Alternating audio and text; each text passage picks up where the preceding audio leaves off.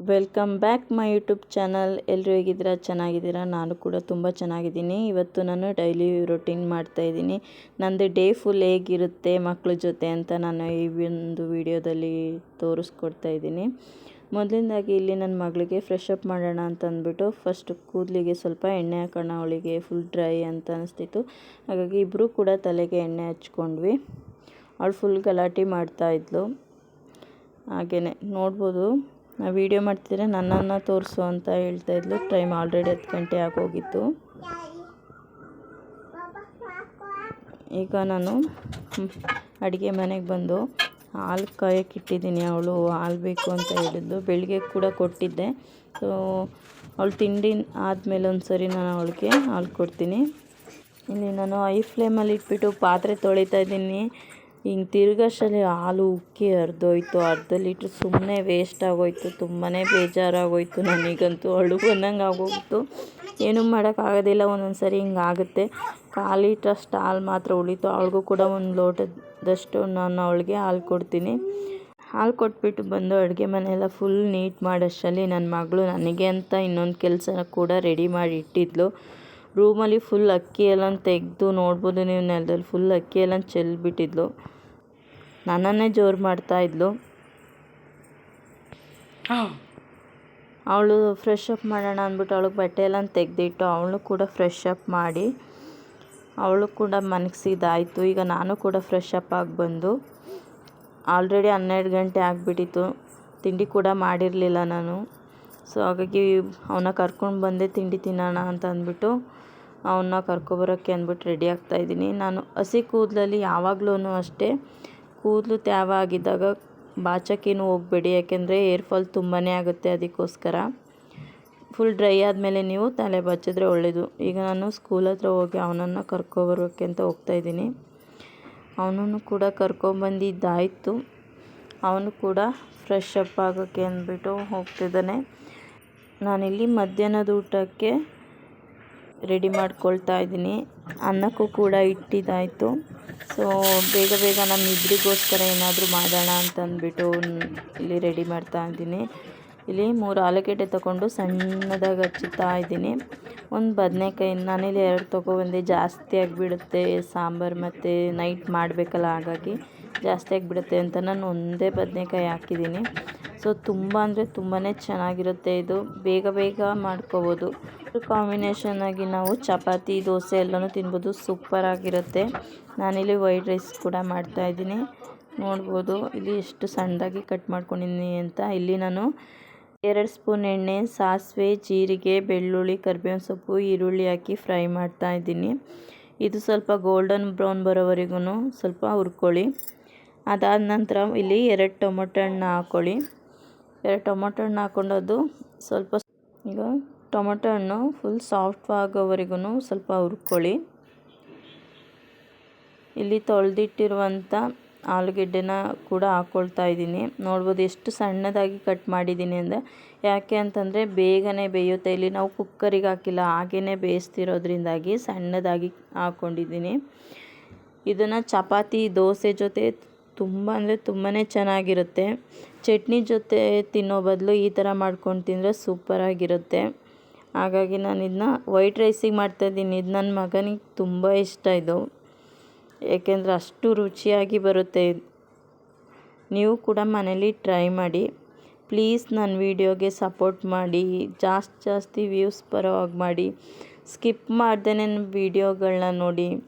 ಈಗ ನಾನು ಇದಕ್ಕೆ ಬದನೆಕಾಯಿ ಕೂಡ ಆ್ಯಡ್ ಮಾಡ್ತಾಯಿದ್ದೀನಿ. ಬದನೆಕಾಯಿ ಅದು ಒಂಥರ ಸ್ಮೆಲ್ ಇರುತ್ತೆ. ಸೊ ಅದು ಹೋಗೋವರೆಗೂ ಚೆನ್ನಾಗಿ ಹುರ್ಕೊಳ್ಳಿ ಕೆಂಪಗೆ.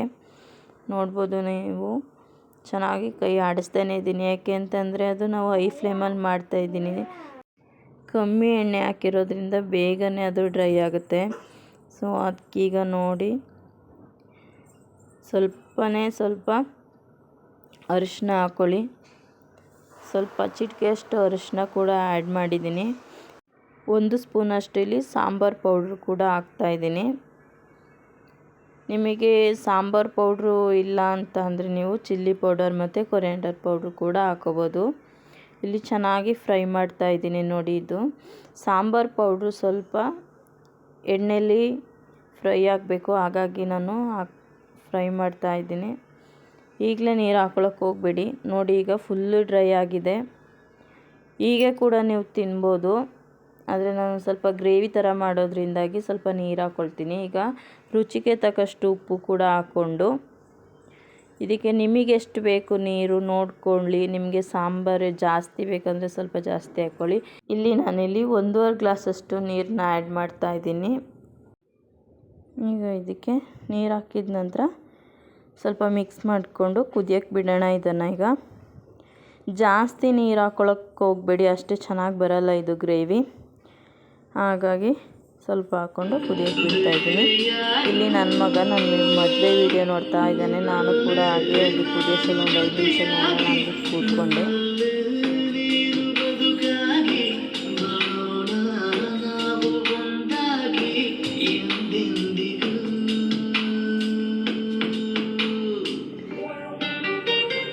ಇಷ್ಟು ಮೆಮೊರಿ ಅಲ್ವಾ, ತುಂಬ ಮೆಮೊರಿ ಇದೆ ನನ್ನ ಮದುವೆಲಿ.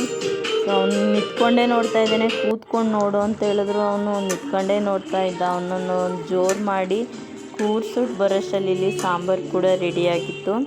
ಇದಕ್ಕೆ ಲಾಸ್ಟಿಗೆ ಕೊತ್ತಂಬರಿ ಸೊಪ್ಪು ಕೂಡ ಆ್ಯಡ್ ಮಾಡಿದ್ದೀನಿ. ಸಾಂಬಾರು ಕೂಡ ರೆಡಿಯಾಗಿದೆ. ಆಲೂಗಡ್ಡೆ ಬದನೆಕಾಯಿ ಎಲ್ಲ ಬೆಂದಿದೆ, ನೋಡ್ಬೋದು ನೀವು. ಚೆನ್ನಾಗಿ ಗ್ರೇವಿ ಬಂದಿದೆ. ಸೊ ಅವನಿಗೂ ಕೂಡ ಊಟ ಹಾಕ್ಕೊಡ್ತಾ ಇದ್ದೀನಿ, ಯಾಕೆಂದರೆ ಆಲ್ರೆಡಿ 1:30 ಆಗೋಗಿತ್ತು ಟೈಮು. ನನ್ನ ಮಗಳು ಕೂಡ ಮಲಗಿದ್ದಾಳೆ. ಅಷ್ಟರಲ್ಲಿ ನಾವಿಬ್ಬರು ಊಟ ಮುಗಿಸ್ಕೊಳ್ಳೋಣ ಅಂತ ಅಂದ್ಬಿಟ್ಟು, ಇಲ್ಲಾಂದರೆ ಊಟ ಮಾಡೋಕ್ಕೆ ಕೊಡೋದಿಲ್ಲ ನಮ್ಗಳನ್ನ. ತಟ್ಟೆ ಎಳೆಯೋದು, ಅನ್ನ ಚೆಲ್ಲೋದು ಆ ಥರ ಎಲ್ಲ ಮಾಡ್ತಾಳೆ. ಹಾಗಾಗಿ ನಾವು ಊಟ ಕೂಡ ಮುಗಿಸ್ಕೊಳ್ಳೋಣ ಅಂದ್ಬಿಟ್ಟು ಅವನಿಗೂ ಕೂಡ ಹಾಕ್ಕೊಟ್ಟು ನಾನು ಕೂಡ ಊಟ ಮಾಡ್ತಾ ಇದ್ದೀನಿ. ಸೊ ನನ್ನ ಊಟ ಮುಗಿಸೋಷ್ಟರಲ್ಲಿ ಅವಳು ಕೂಡ ಎದ್ದಿದ್ಲು. ಸೊ ಅವಳನ್ನ ಊಟ ಮಾಡಿಸೋಣ ಅಂತ ಅಂದ್ಬಿಟ್ಟು ಏಳ್ಸೋಕೆ ಹೋದರೆ ಬರ್ತಾನೇ ಇಲ್ಲ, ಮಲ್ಕೊಂಡು. ಇನ್ನೂ ಸ್ವಲ್ಪ ಹೊತ್ತು ಮಲ್ಕೋಬೇಕು ಅಂದ್ಬಿಟ್ಟು ಹಾಗೆ ಮಲಗ್ತಾ ಇದ್ದಾಳೆ. ಅವಳನ್ನ ಎತ್ಕೊಬಂದು ಅವಳಿಗೂ ಕೂಡ ಊಟ ಮಾಡಿಸಿ ಒಂದು 5 ನಿಮಿಷ ಆಟಾಡಿಸಿ ಅವಳಿಗೆ ಬಿಸ್ಕೆಟ್ ಕೊಟ್ಟಿದ್ದಾನೆ ಅವ್ರ ಅಣ್ಣ. ಸೊ ಏನೇ ಕೊಟ್ಟರು ಇಬ್ಬರು ಹಂಚ್ಕೊಂಡು ತಿಂತಾರೆ, ಅದೊಂದು ಖುಷಿ ಇದೆ. ಸೊ ಅವನು ತಿಂದಿದ್ದಾನೆ, ಆದರೂ ಕೊಡು ಅಂತ ಅಂದ್ಬಿಟ್ಟು ಕೇಳ್ತಿದ್ದಾನೆ, ಸುಮ್ಮನೆ ಅವಳು ಕೊಡ್ತಾ ಇಲ್ಲ. ಸೊ ಬಿಸ್ಕೆಟ್ ತಿಂದ ನಂತರ ಇಲ್ಲಿ ಸಂಜೆ ಆಗೋಯಿತು. ಆ್ಯಪಲ್ ಕೂಡ ತಿಂತಾ ಇದ್ದಾಳೆ. ಈಗ ಸಂಜೆ 5:15 ಆಗೋಯಿತು ಟೈಮ್ ಹೋಗಿದ್ದೇ ಗೊತ್ತಾಗಿಲ್ಲ. ಈಗ ಅವಳಿಗೂ ಕೂಡ ಹಾಲು ಕೊಟ್ಟು ನಾನು ಕೂಡ ಅಲ್ಲಿ ಟೀಗೆ ಇಟ್ಬಿಟ್ಟು ಬಂದಿದ್ದೀನಿ. ಸೊ ಟೀ ಕುಡಿಲಿಲ್ಲ ಅಂದರೆ ತಲೆಯೆಲ್ಲ ನೋವು ಬರುತ್ತೆ. ಅವಳು ತಗೊಂಡೋಗಿ ಸಿಂಕ್ ರಪ್ಪನೆ ತಗೊಂಡು ಬಂದಿದ್ದಾಳೆ. ಸೊ ಅವಳು ಕೂಡ ಅವನನ್ನು ಬರ್ಕೊಳ್ಳೋಕೆ ಕೊಡಲ್ಲ, ನಾನು ಬರೀತೀನಿ ಅಂತ ಹೇಳಿ ತುಂಬ ಗಲಾಟೆ ಮಾಡ್ತಾಳೆ. ಸೊ ನಾನು ಟೀ ಮಾಡ್ಕೊಂಡು ಬರೋಷ್ಟರಲ್ಲಿ ನನ್ನ ಮಗಳು ಕೈನ ಟಾಟಾ ಮಾಡ್ತಾ ಇದ್ದಾಳೆ. ಅವಳು ವೀಡಿಯೋ ನೋಡ್ತಾ ಇದ್ರೇ ತುಂಬ ಖುಷಿಯಾಗುತ್ತೆ ವೀಡಿಯೋ ಮಾಡೋದಕ್ಕೆ. ಅವಳಿಗೆ ಅಂತಲೇ ಸಪ್ರೇಟಾಗಿ ವೀಡಿಯೋ ಮಾಡಿಬಿಡೋಣ ಅಂತ ಅನಿಸುತ್ತೆ. ಸೊ ಅಷ್ಟು ಕ್ಯೂಟಾಗಿ ರಿಯಾಕ್ಷನ್ ಮಾಡ್ತಾಳೆ ಅವಳು ಫೋಟೋಗೆಲ್ಲ. ನಾನು ಕೂಡ ಟೀ ಇಟ್ಕೊಬಂದು ನನ್ನ ಮಗನಿಗೆ ಕೂಡ ಸ್ವಲ್ಪ ಟೀ ಕೊಡ್ತೀನಿ. ಅವನಿಗೆ ಹಾಲು ಕುಡಿದ್ರೆ ತುಂಬಾ ಕಫ ಕಟ್ಕೊಳ್ಳುತ್ತೆ. ಹಾಗಾಗಿ ಅವನಿಗೆ ಸ್ವಲ್ಪ ಟೀ ಕೊಟ್ಟು ನಾನು ಟೀ ಕುಡಿತಾ ಇದ್ದೆ. ಅಷ್ಟರಲ್ಲಿ ನಮ್ಮ ಪಕ್ಕದ ಮನೆ ಅವನ ಜೊತೆ ಮಾತಾಡೋಷ್ಟರಲ್ಲಿ ನನ್ನ ಮಗಳು ಬರಿತಾ ಇದ್ದಾಳೆ. ನೋಡ್ಬೋದು ಅವಳ ಮಾತು ಎಷ್ಟು ಕ್ಯೂಟಾಗಿ ಆಡ್ತಾಳೆ ಅಂತ. 3 4 5 5 ಏನು ತೋರಿಸ್ಲಿ ಬರ್ರಿ.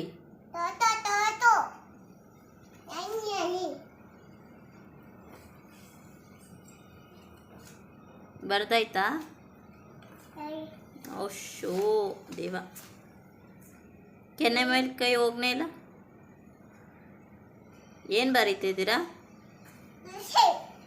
ಹಾಂ, ಪೆನ್ಸಿಲಲ್ಲಿ ಏನು ಬರೀತಿದ್ದೀರಾ? ಹಾಂ ಹಾಂ ಅಮ್ಮ ಬರಿ. ಆ ಆ ಇ ಈ ಉ ಊ ರು ಬರಿತಿದ್ದೀರಾ?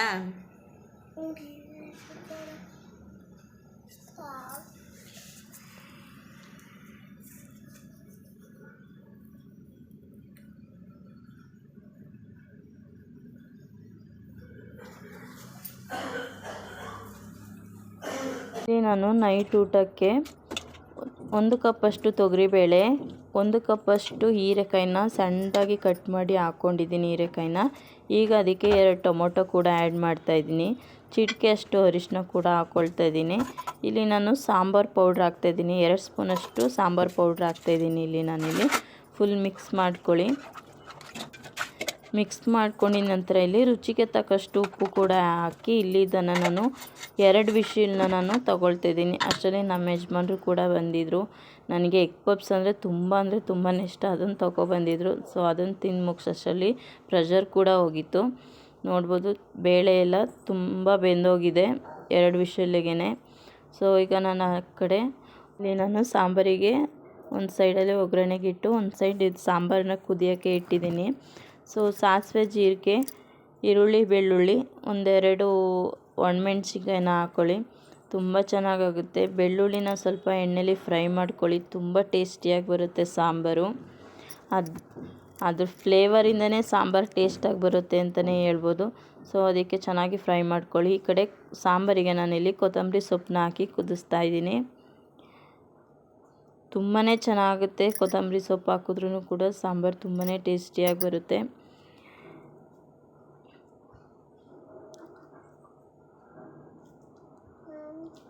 ನೋಡ್ಬೋದು ಇದು ಸಾಂಬಾರು ಕುದೀತಾ ಇದೆ.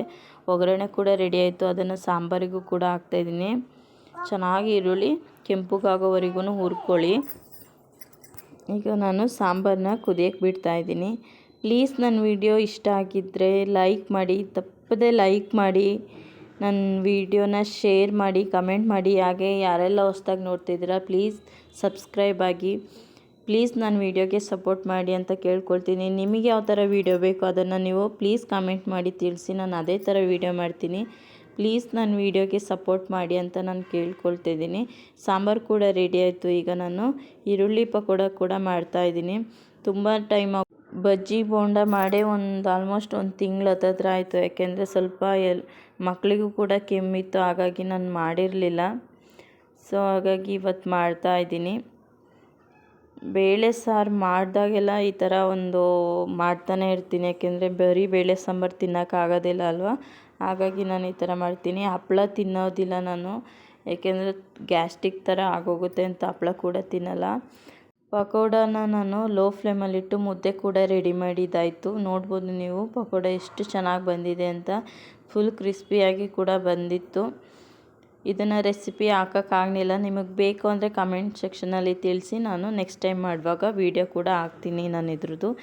ಇಲ್ಲಿಗೆ ನಾನು ವೀಡಿಯೋನ ಎಂಡ್ ಮಾಡ್ತಾಯಿದ್ದೀನಿ. ನಾನು ಮಾಡಿರೋಂಥ ರೆಸಿಪಿಗಳು ನಿಮ್ಗೆ ಇಷ್ಟ ಆಗಿದೆ ಪ್ಲೀಸ್ ಲೈಕ್ ಮಾಡಿ, ಶೇರ್ ಮಾಡಿ, ಹಾಗೆ ಕಮೆಂಟ್ ಮಾಡಿ. ತಪ್ಪದೆ ಸಬ್ಸ್ಕ್ರೈಬ್ ಆಗಿ.